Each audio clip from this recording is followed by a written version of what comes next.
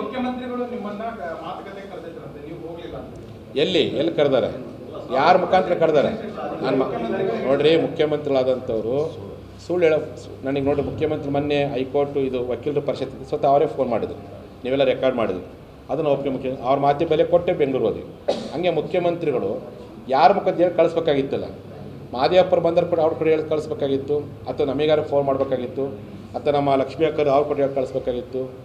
C M ಅವ್ರಿಗೆ ಕರ್ಸ್ತಾರೆ ಸ್ವಾಮಿ, ನಾವು ಹೋಗಿದ್ವಿ, ಓಕೆನೆ ಹೋಗಿ ಬೊಮ್ಮಾಯಿರು ಕರೆಸ್ತಾ ಹೋಗಿದ್ದಾನೆ, ಬೊಮ್ಮಾಯಿ ಕರೆಸ್ದಾಗ ಎಲ್ಲರೂ ಹೋಗಿ ಮಾತುಕತೆ ಮಾಡಿದ್ರು. ಹಿಂಗೆ ಮುಖ್ಯಮಂತ್ರಿ ಹೇಳಿದರೆ ನಾನ್ಯಾಕೆ ಈ ರೀತಿ ಮಾಡ್ತಿದ್ದೆ? ತಪ್ಪು ತಾನೇ ಹಂಗೆ ಹೇಳೋದು ಸುಳ್ಳು? ಸ್ವತಃ ಸಿ ಎಮ್ ಏನಾರು ಮಾಧ್ಯಮ ಮುಖಾಂತರ ಹೇಳಿದ್ರಾ 10 ಜನರಿಗೆ ಮಾತುಕತೆ ಕರೆ ಕೊಟ್ಟೆವು ಅಂತೇಳಿ? ನಾವು ಹೋಗ್ತಿದ್ವಿ, ಮಾಧ್ಯಮದ ಮುಖಾಂತರವೂ ಹೇಳಿಲ್ಲ, ಅಥವಾ ಸಂಬಂಧಪಟ್ಟ ಸಚಿವರ ಮುಖಾಂತರ ಹೇಳಿಸ್ತಿಲ್ಲ, ಅಥವಾ ನಮಗೆ ನಮ್ಮಂಥವ್ರಿಗೆ ದೂರವಾಣಿ ಮುಖಾಂತರ ಮಾತಾಡಲ್ಲ, ಅಥವಾ ನಿಮ್ಮಂಥ ಮಾಧ್ಯಮ ನಿಮಗೆ ಹೇಳ್ಬೇಕಾಯ್ತು. ಇಲ್ಲಿರ್ತಕ್ಕಂಥ ಅನೇಕ ನಿಮ್ಮ ಜಿಲ್ಲಾ ವರದಿಗಾರ ಸಂಘದ ಅಧ್ಯಕ್ಷ ಹೇಳ್ಬೇಕು, ಯಾರಿಗೆ ಹೇಳ್ಬೇಕಾಯ್ತು? ಸ್ವಾಮೀಜಿ ಸಿ ಎಮ್ ನೀವು ಬುಲಾ ಮಾಡ್ಯಾರ, ನಾನು ಎಲ್ಲರೂ ಕರ್ಕೊಂಡು ಹೋಗ್ತಿದ್ದೆ, ಮಾತುಕತೆ ಮಾಡ್ತಿದ್ದೆ. ಮಾತುಕತೆ ಮಾಡೋ ಪ್ರಯತ್ನ ಮಾಡಿಬಿಟ್ಟು 10 ಜನರು ಬರೋಕ್ಕೆ ಹೇಳಿದ್ರೆ ಸುಳ್ಳು ಹೇಳೋ ಪ್ರಯತ್ನ ಯಾಕೆ ಮಾಡಬೇಕಾಗಿತ್ತು? ನಾವು ಪ್ರತಿಭಟನೆ ಮಾಡೋ ವಿಚಾರದಲ್ಲಿ ಹೈಕೋರ್ಟ್ಗೆ ಹೋಗಿರ್ತೀರಿ, ಹೈಕೋರ್ಟ್ ಏನಂತಂದ್ರೆ ಈ ತರ ಪೊಲೀಸರು ಮತ್ತೆಲ್ಲ ಅಪೋಸ್ ಮಾಡ್ತಾರೆ, ಹೈಕೋರ್ಟ್ ಅಲ್ಲಿ ಏನಾಗಿದೆ ಸರ್? ನೋಡ್ರಿ, ಯಾವಾಗ ಜಿಲ್ಲಾಧಿಕಾರಿಗಳು ಪರ್ಟಿಕ್ಯುಲರ್ ಪಂಚಮಸಾಲಿ ಸಮಾಜ ಟಾರ್ಗೆಟ್ ಮಾಡ್ಕೊಂಡು ಆದೇಶ ಮಾಡಿದ ಮೇಲೆ ನಮ್ಮ ವಕೀಲರ ಪರಿಷತ್ನವರು ಹೈಕೋರ್ಟ್ ಮೆಟ್ಲೇರಿದ್ರು. ಅಷ್ಟೊಳಗಾಗೇ ಜಿಲ್ಲಾಧಿಕಾರಿಗಳು ಬಂದು ಆದೇಶ ವಾಪಸ್ಪಡ್ಕೊಂಡು ಅದೇ ಆದೇಶವನ್ನು ಹೈಕೋರ್ಟ್ ಎತ್ತಿಡಿತ್ತು. ಅಲ್ಲೇನಿದೆ ಶಾಂತಿಯುತ ಪ್ರತಿಭಟನೆ, ಶಾಂತಿಯುತ ಪ್ರತಿಭಟನೆ ಮಾಡಿದ್ವಲ್ಲ, ಶಾಂತಿಯುತ ಪ್ರತಿಭಟನೆಯನ್ನು ಅಹಿಂಸಾತ್ಮಕ ಪ್ರತಿಭಟನೆಯಾಗಿ ಪರಿವರ್ತನೆ ಮಾಡಿದ್ದು ಯಾರು? ಪೊಲೀಸರು ಮಾಡಿದ್ದಾರೆ. ಯಾಕೆ?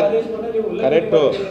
ಬಟ್ ಚೇರಕ್ಕೆ ಹೆಣ್ಮಕ್ಳು ಚೇರಕ್ಕೆ. ಹಂಗಾಗಿ ಹೆದ್ದಾರಿ ಬರೋಕ್ಕ ಪ್ರಯತ್ನವನ್ನು ಯಾಕೆ ಮಾಡಿದರು? ಮುಖ್ಯಮಂತ್ರಿಗಳು ಬರದೇ ಇರೋಕ್ಕೆ ಆ ಸಂದರ್ಭಕ್ಕಾಗಿರ್ತಕ್ಕಂಥದ್ದು. ಮುಖ್ಯಮಂತ್ರಿಗಳು ಬಂದುಬಿಟ್ಟಿದ್ರೆ ನಾವೇ ಕೆದ್ದರಿಗೆ ಹೋಗಿದ್ವಿ, ಅಥವಾ ಸಿ ಎಮ್ ಅವ್ರು ಹೇಳಿದ ಮಾತನ್ನು ಮಾದೇವಪ್ಪರು ನನಗೆ ಹೇಳಿ ನಾವು ಅಲ್ಲೇ ಹೋಗಿ ಸಿ ಎಮ್ ಹತ್ರ ನಾವೇ ಕೆದ್ದರಿಗೆ ಹೋಗಿದ್ವಿ.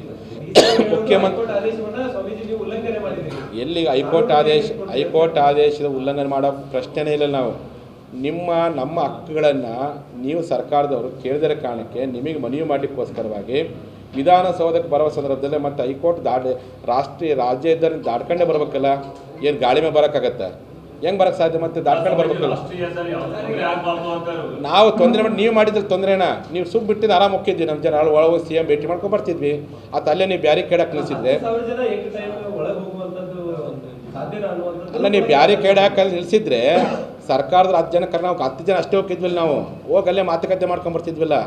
ನೀವು ನಮ್ಮ ಪ್ರತಿಭಟನಾಕಾರರ ಮೇಲೆ, ಹೋರಾಟಗಾರರ ಮೇಲೆ ದಬ್ಬಾಳಿಕೆ ಮಾಡುವಂಥ, ದೌರ್ಜನ್ಯ ಮಾಡುವಂಥ, ಲಾಠೇಟ್ ಮಾಡೋ ಪ್ರಯತ್ನ ಯಾಕೆ ಮಾಡಿದ್ರಿ? ತಪ್ಪು ತಾನೆ ನಿಮ್ಮದು. ನೀವು ಹೇಳ್ಬೇಕಾಗಿತ್ತು, ಇಲ್ಲ ಸ್ವಾಮೀಜಿ ನಿಮ್ಗೆ ಅಲ್ಲೇ ಹೋಗೋರು ಹೇಳ್ಬೇಕಾಗಿತ್ತು, ಕೊನೆ ಪಕ್ಷ 10 ಜನರು ಬರೋಕ್ಕೆ ಹೇಳಿದ್ರು ಸ್ವಾಮೀಜಿ ಅಂತೇಳಿ. ಸಿ ಎಮ್ ಅವ್ರು ಅಂತ ಹೇಳಿದ್ರಪ್ಪ ಅಂದರೆ ನನ್ನ ಗೊತ್ತಿನ ಮುಖ್ಯಮಂತ್ರಿ ಚೆನ್ನಾಗದಾರೆ, ಅವ್ರ ಮುಖಾಂತರ ಹೇಳಿ ಕಳಿಸ್ಬೇಕಾಗಿತ್ತು. ಕೊನೆ ಪಕ್ಷ ಏನು ಹೇಳಿದ್ರೆ 10 ಜನ ಬರೋಕ್ಕೆ ಹೇಳಿದ್ರು ಅಂತೇಳಿ ಸುಳ್ಳು ಹೇಳೋ ಪ್ರಯತ್ನವನ್ನು ಯಾವ ಕಾರಣಕ್ಕೂ ಮಾಡಬಾರ್ದು ಅಂತೇಳಿ.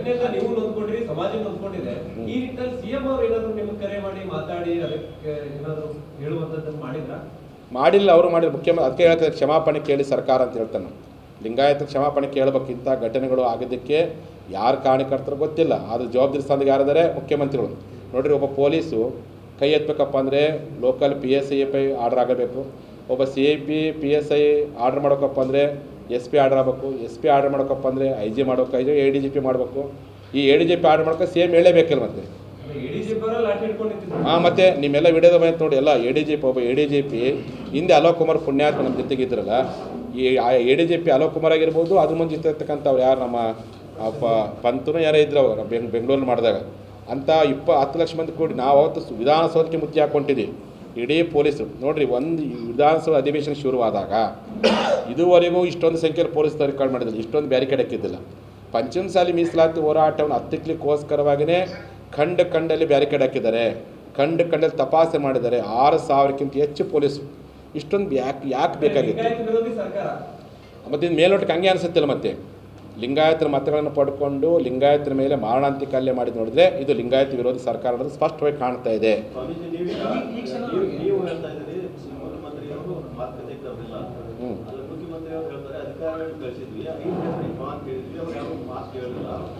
ಯಾವ ಅಧಿಕಾರಿಗಳು ಹೇಳಿದ್ರೆ? ನನಗೆ ನೋಡ್ರಿ, ಮೈಕ್ ಇತ್ತು, ಎಲ್ಲ ಇತ್ತು, ಯಾವ ಅಧಿಕಾರಿಗಳು ಹೇಳಿದ್ದಾರೆ? ಒಬ್ಬೇಕಲ್ಲಿ ಯಾರು ಅಧಿಕಾರಿಗಳು ಅಂತೇಳಿ? ನಿಮ್ಮ ಮಾಧ್ಯಮದಲ್ಲಿ ನೀವೇ ಸಾಕ್ಷಿ ಇದ್ದೀರಲ್ಲ, ಮುಖ್ಯಮಂತ್ರಿಗಳು ಸುಳ್ಳು ಹೇಳ್ತಾ ಇದ್ದಾರೆ ಅಂತ ಕರೆದಿದ್ದೀರಾ? ಅಲ್ಲಿ ಮತ್ತೆ ರೀ CM ಅವ್ರು ಹಂಗೆ ಹೇಳಿದ್ರಪ್ಪ, ನನಗಾರು ಫೋನ್ ಮಾಡಿ ಹೇಳ್ಬೋದಾಗಿತ್ತ? ಅಲ್ಲ, ಅವರು ವಾಟ್ಸ್ಆಪ್ ಗ್ರೂಪ್ ಅಲ್ಲಿ ಹಾಕ್ತಾರೆ, CM ಅವರು ವಾಟ್ಸ್ಆಪ್ ಗ್ರೂಪ್ ಅಲ್ಲಿ ಹಾಕ್ತಾರೆ. ನಾನು ಕರೆದಿದ್ದೆ ಮಾತುಕತೆಗೆ, ಸ್ವಾಮೀಜಿ ಬರಲಿಲ್ಲ. ಯಾವ ವಾಟ್ಸಪ್ ತೋರಿಸ್ಕೊಡ್ಲಿ, ಯಾವ ವಾಟ್ಸಪ್ ಗ್ರೂಪ್ ಹಾಕಿದ್ದಾರೆ ಅಂತೇಳಿ ಎಲ್ಲ ಮಾಧ್ಯಮ ಪ್ರಕಟಣೆ ಕೊಟ್ಟಿದ್ದಾರೆ, ನಾವು ಕರೆದಿದ್ವಿ.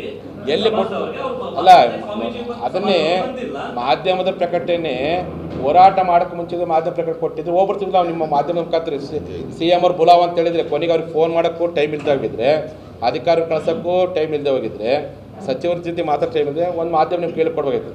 ಹೆಂಗೂ ಇಲ್ಲ, ಆದಷ್ಟು ಬೇಗ ಮುಖ್ಯಮಂತ್ರಿಗಳು ನಿಮ್ಮ ಮೇಲೆ ಬುಲಾವ್ ಮಾಡಿದರೆ ಸ್ವಾಮೀಜಿ ಬರಬೇಕಂದ್ರೆ ನಾವು ಹೋಗ್ಬಿಡ್ತಿದ್ವಿ.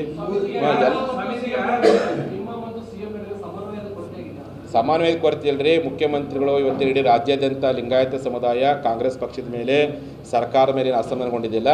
ಅಸಮಾಧಾನವನ್ನು ಹೇಗಾದ್ರು ಮಾಡಿ ಅದನ್ನು ಬೇರೆ ಕಡೆ ಡೈವರ್ಟ್ ಮಾಡಲಿಕ್ಕೋಸ್ಕರವಾಗಿ ಎಲ್ಲೇ ಒಂದು ಕಡೆ ಸುಳ್ಳು ಹೇಳಕತ್ತಾರ ಅಂತ ಅನುಮಾನ ವ್ಯಕ್ತವಾಗ್ತಾ ಇದೆ. ಹೇಳ್ಬೇಕಾಗಿತ್ತು ಮುಖ್ಯಮಂತ್ರಿಗಳು.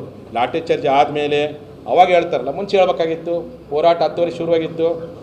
CM ಅವರು ಆ ಮಾತುಕತೆ ಕರೆನ ಅವಾಗ ಓಕೆ, ಫಸ್ಟ್ ಅವ್ರದ್ದು ಮಾತುಕತೆ ಮಾಡಿ ವೇದಿಕೆ ಎತ್ಬಿಡ್ತಿದ್ವಿ ನಾವು. ಹೇಳ್ಬೇಕಾಯ್ತು, ಅಷ್ಟು ಕಳಿದ್ರಪ್ಪ ಅಂತಂದರೆ. ಎಲ್ಲಿ ಅದೇ ಹಿಂಗೆ ಏನಾರು ಸ್ಪಂದನೆ ಮಾಡ್ಕೊಂಡು ಉಪವಾಸ ಕೂಡ ರೆಡಿ ಇದ್ವಿ ನಾವು. ಕರ್ಕೊಂಡು ಇದನ್ನು ಇಂಥ ಲಾಠಿ ಚಾರ್ಜ್ ನಿಮ್ಮ ಸಾಥ್ ಮಾಡಿದ್ರು, ನಾವೇನಿದ್ವಿ ಕೊನೆ ನೀವು ಮಾಡೋಕೆ ನಮ್ಮ ಪಡೆ ಉಪವಾಸ ಸತ್ಯನ ಮಾಡ್ತಿದ್ದೆ. ಯಾಕೆ ಮಾಡ್ತಿದ್ದೆ? ಯಾಕಪ್ಪ ಅಂದರೆ ನಮ್ಮವ್ರು ನೀನು ಅರೆಸ್ಟ್ ಮಾಡಿದರೆ ಕೂಡಲೇ ಬಿಡುಗಡೆ ಮಾಡಿದ್ರು, ಉಪವಾಸ ಕೈ ಕೊಡ್ತಾನೆ ಅಂತೇಳಿ. ಹಾಗಾಗಿ ನಮ್ಮ ಎಲ್ಲ ನಾಯಕರು ಬಿಡುಗಡೆ ಮಾಡಿದರು, ಕರ್ಕೊಂಡು ಹೊರಗಡೆ ಬಿಡುಗಡೆ ಮಾಡಿದ್ದಾರೆ. ಈಗ FIR ಹಾಕಿದ್ದಾರೆ, ಅದು ಮಾಡಿ. ಅದಕ್ಕೆ ನಾನೀಗ ಏನು ಮಾಡ್ತೀನಪ್ಪ ಅಂದರೆ ಸೋಮವಾರದಿಂದ ಅದೇ ಕೊಂಡೇಸ್ಕೊಪ್ಪೆ ಅದೇ ಆಗೋದು. ಕೊಂಡೇಸ್ಕೊಪ್ಪೆ ಏನು ಪ್ರತಿ ಮಾಡಿ ಅದೇ ಸ್ಥಳದಲ್ಲಿ ಅಧಿವೇಶನ ಮುಗಿಯೋವರೆಗೂ ಬೆಳಗ್ಗೆ 10 ಗಂಟೆಯಿಂದ ಸಾಯಂಕಾಲ 6 ಗಂಟೆವರೆಗೂ ಈ ಕೃತ್ಯವನ್ನು ಖಂಡಿಸಿ ಅಂಥ ಪೊಲೀಸ್ ಅಧಿಕಾರಿಗಳನ್ನು ಅಮಾನತುಗೊಳಿಸುವಂತೆ ಒತ್ತಾಯಿಸಿ, ನಮ್ಮ ಸಮುದಾಯದವರ ಮೇಲೆ ಏನು FIR ಮಾಡಿದರೆ ಆ ಒಂದು ದಾಖಲೆಯನ್ನು ವಿರೋಧಿಸಿ ಮೀಸಲಾತಿಗೆ ಹಕ್ಕು ಒತ್ತಾಯಿಸಿ ನಾವು ಸೋಮವಾರದಿಂದ ಬಸವಣ್ಣನ ವಾರ ಸೋಮವಾರದಿಂದ ಅಧಿವೇಶನ ಮುಗಿಯೋವರೆಗೂ ನಮ್ಮ ಜನರ ಪರ ನಾವು ಇರಬೇಕು, ಸರ್ಕಾರ ಎಚ್ಚರಗೊಳಿಸಲಿಕ್ಕೋಸ್ಕರವಾಗಿ ಧರಣಿ ಸತ್ಯಾಗ್ರಹ ಮಾಡ್ತೀವಿ ಅಂತೇಳಿ ಈ ಒಂದು ಮಾಧ್ಯಮ ಮೂಲಕ ನಾವು ಘೋಷಣೆ ಮಾಡ್ತೀವಿ.